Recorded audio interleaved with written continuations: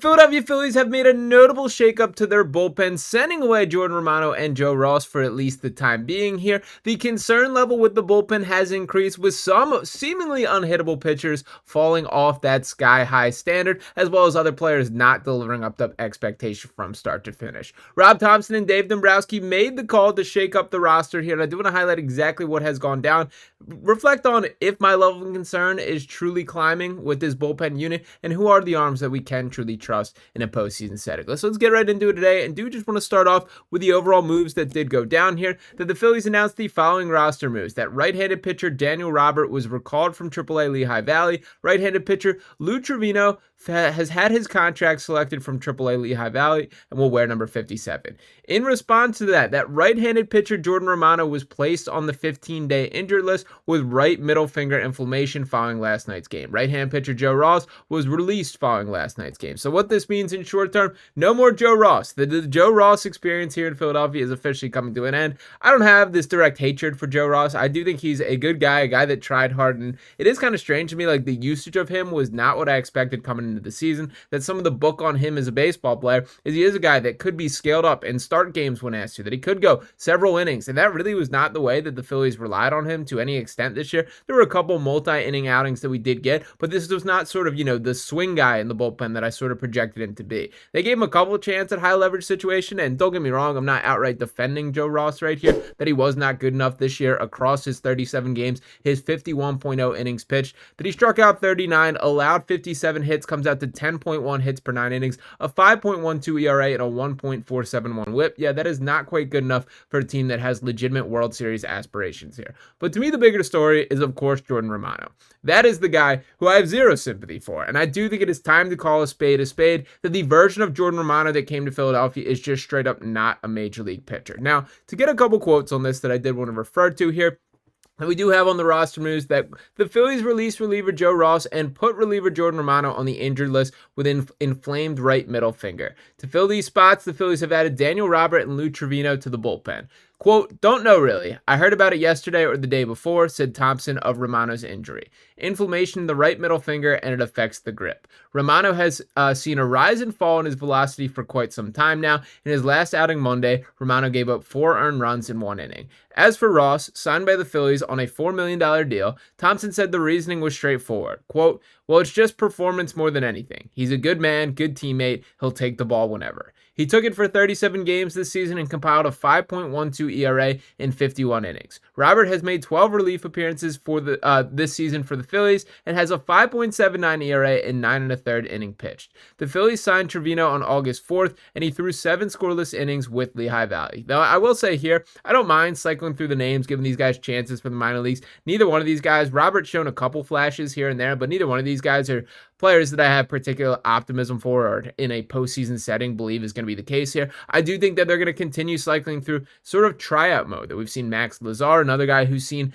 opportunity and did a little bit with it, that we've seen guys like Tanner Banks shine in the opportunity when his role was expanded here. So I think that is more of the story, but we also know that the rotation will shorten come playoff, and we may be talking more about the Jesus Luzardos of the world playing a bullpen role more so than in any of these fringe names. Now, to bring it back to Romano, that he was asked about the injury itself following the game as well, and he was asked if he expects to pitch again this season. Romano said, quote, "I do, yeah. I just need to figure some things out for sure, right?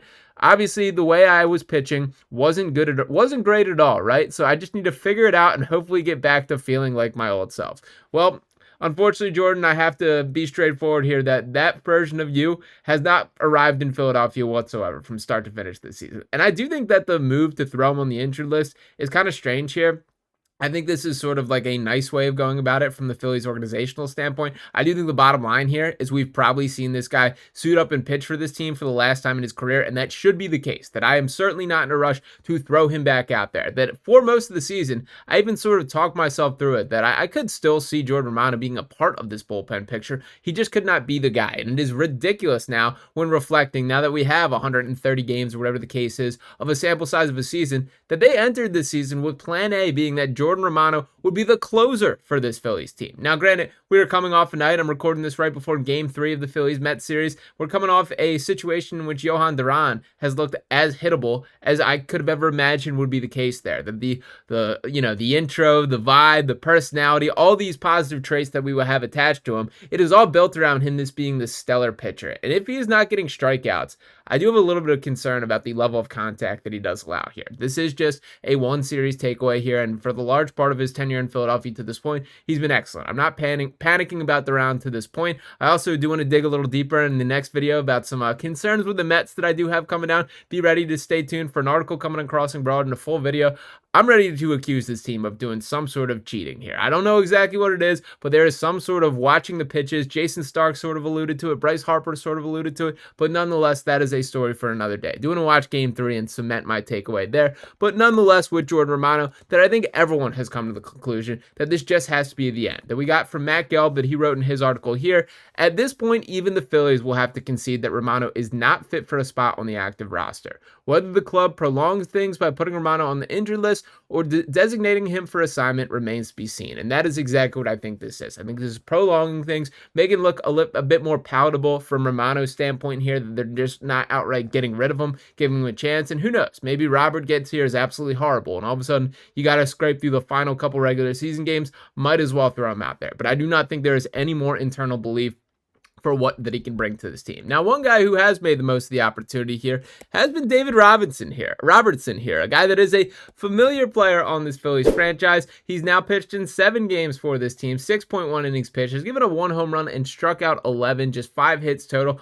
a 1.42 ERA and a 1.263 whip there. It is still too limited of a sample size to fully buy in and believe, but it does feel like that is the case for Rob Thomson right here. This is a guy climbing the hierarchy and totem pole of arms in this bullpen here. He's 40 years old. We all know the deal. He's been around forever, but I do think the best thing for him was simply not pitching for the large duration of the season. The fact that he could stay at home, rest that arm, I think is going to be very valuable for a bunch of arms that we could potentially see flame out. And again, I do think there's legitimate belief from Rob Thomson here, as we have this quote from Topper saying, "Since he was brought up on August 10th, David Robertson has been one of Thompson's most trusted reliever. The 40-year-old has appeared in 7 games and has a 1.42 ERA in his 6 1/3 innings. Quote, I think the type of shape he's in helps him," said Thomson. "I mean, we saw him when he was a kid, and he looks better than when he was a kid. I think that's part of it. He's had a lot of success, so I don't think he gets stressed. He's been around a long time. There's no carryover. He'll come up the next night and go 3 up, 3 down. It's a much-needed commodity for Thomson down the stretch." Now,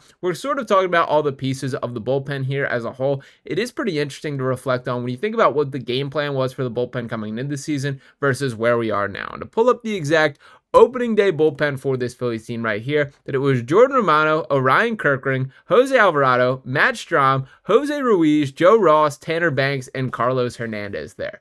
That is a gross looking list when reflecting on it back a little bit. Now, they've managed to salvage by bringing in guys like Johan Duran there. Matt Strahm and Kirkring still delivering in the role. Tanner Banks proving to be far more than they expected to be the case. But there are a lot of misses on this list. From Jordan Romano to Jose Ruiz, I never minded, but I certainly don't think he's a guy that they're going to miss in a postseason setting there. Carlos Hernandez, who I thought the leash was far too long on while he was in Philadelphia here. And of course, Joe Ross and Romano, who we talked plenty about to this point.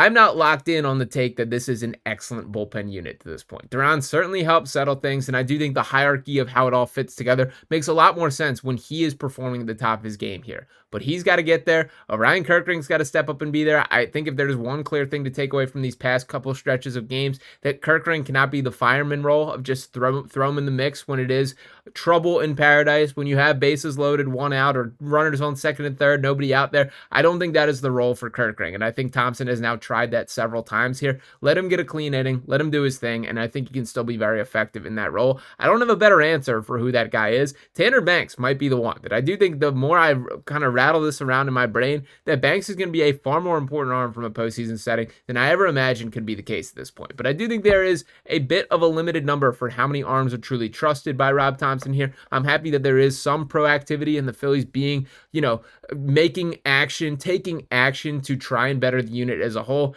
but I'm not locked in on this bullpen is 100% steady in the way I'd love to feel right now. But at the end of the day, let's celebrate that the end of the Joe Ross and Jordan Romano experience is likely here. I will take that as a positive for today's video. And let me know if you guys are on the same page as the comments. So appreciate you guys tuning in once again.